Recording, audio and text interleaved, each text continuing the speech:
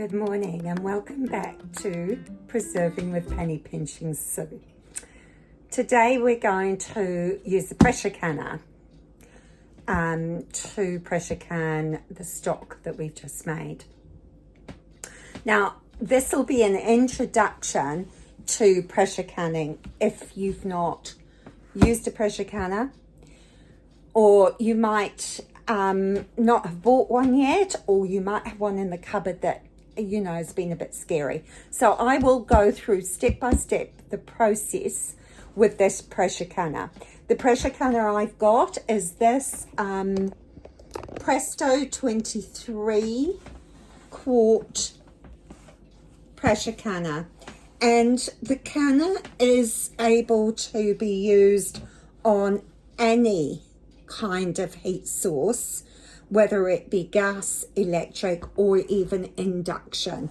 It is aluminium, it's lightweight, and because it's lightweight, we in New Zealand find it easier to import this one. I imported this from Australia, and they still are quite expensive. However, once you've got it, it's amazing. So it's opened up a whole new world for me. Being able to can meat, vegetables, etc. So today I'm just going to can some stock, so it's really easy. For your first time, some people just do a can water so that they're just practicing. I think my first time I used carrots, but today I'm just going to use stock. So you could use water, you can do whatever you wish. This is a little diagram that's pretty good at showing you all the different parts of the canner. Pressure canner does come with a little booklet, and it gives you the basic instructions of how to use the canner, which is really cool. However, it is also handy to buy a pressure canning book. This is the book I bought. It's the only pressure canning book I've got at the moment. But it is an excellent resource because it goes through all the principles of canning, what canner to use. The recipes are very clear. They have a full list of and quantity of ingredients, detailed method, how many jars, both pints and quarts, to make, as well as prepping and processing times.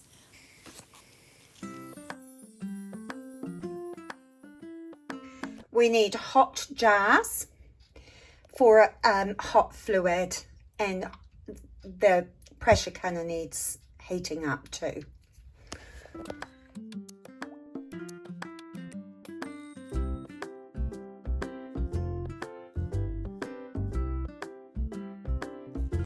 The stock is hot now, the jars are hot, and I'm going to take a little bit of water from this jar and pour it over my lids so that my lids will be nice and hot. So I've just put a little bit of vinegar in that bowl. I've emptied the jars, and now we're going to ladle the stock into the jars. It's great if you've got one of these, it just makes life much easier. Now when you're filling, leave a good inch, particularly with this stock, because it's still a little bit fatty and I don't want to remove all the fat. So when you've got them all filled, you literally wipe the rims down with the vinegar. Now I like to wipe mine down again with plain water. Do that. And then put the lids on. When you're putting lids on these jars, they really need to be cranked down quite. Now I'm just putting the last jar in the canner. Here's the lid for the pressure canner. As you see, it's got a pressure gauge and this little valve here. And there's a release, steam release there. This is where you put your weight on on this bit here. Now, when you come to use it, it's really important to hold it up to the light and look through there to make sure it's not blocked. Now, I don't think you'll see on the camera, but I can see through that, so I can see the light all the way through it. These things unscrew, and every couple of canning sessions I tend to take them off and give them a good wash, because there are times when it just fails to come up to pressure, so it's good to keep it nice and clean. It has a seal on it. Again, this one needs washing every time you use it, and it does like a little bit of oil just to keep it nice, but not too much, just a little bit. I'm going to place the lid on. You can see the little arrow here with the writing. We line that up with this bit here, and it clearly says open and close, so we're going to line that up like this and just pull it together like that. So that's all we do. So that's staying on the hob. I'm going to have the hob on about 7 or 8, and we can reduce that later.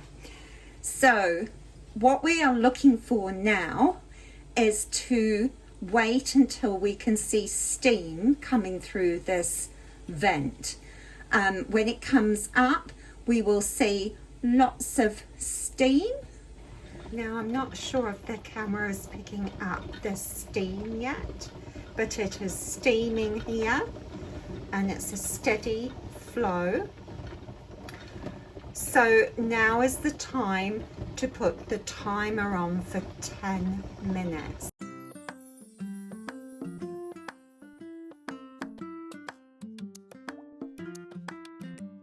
The weights come with the 3 on them. However, let me show you. Each one of these is worth £5. So all up, if we put them all on, we have £15 weight. So you have to check your elevation in where you live as to how many pounds you need.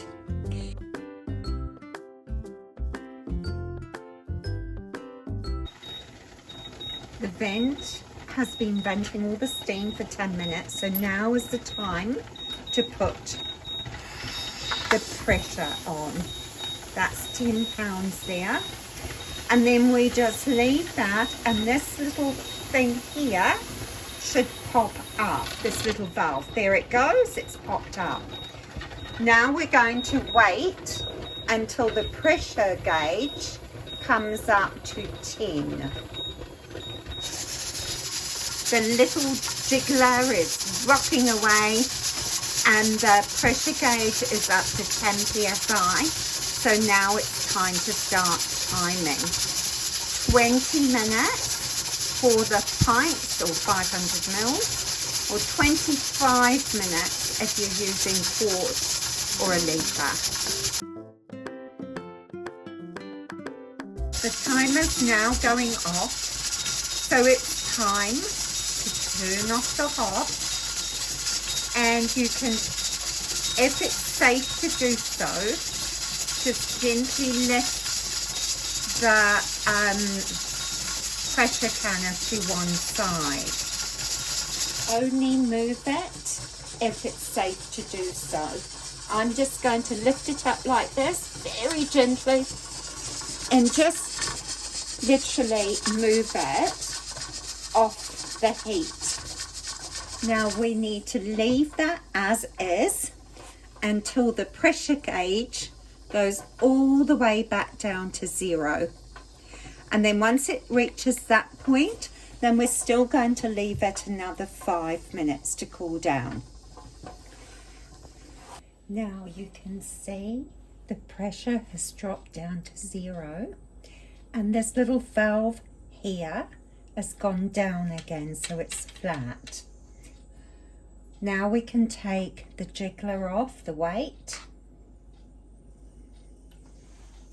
and we can open up our lid. Always makes sense to open the lid away from you so all that steam doesn't go on your face. So we'll just take that lid off, put it over there on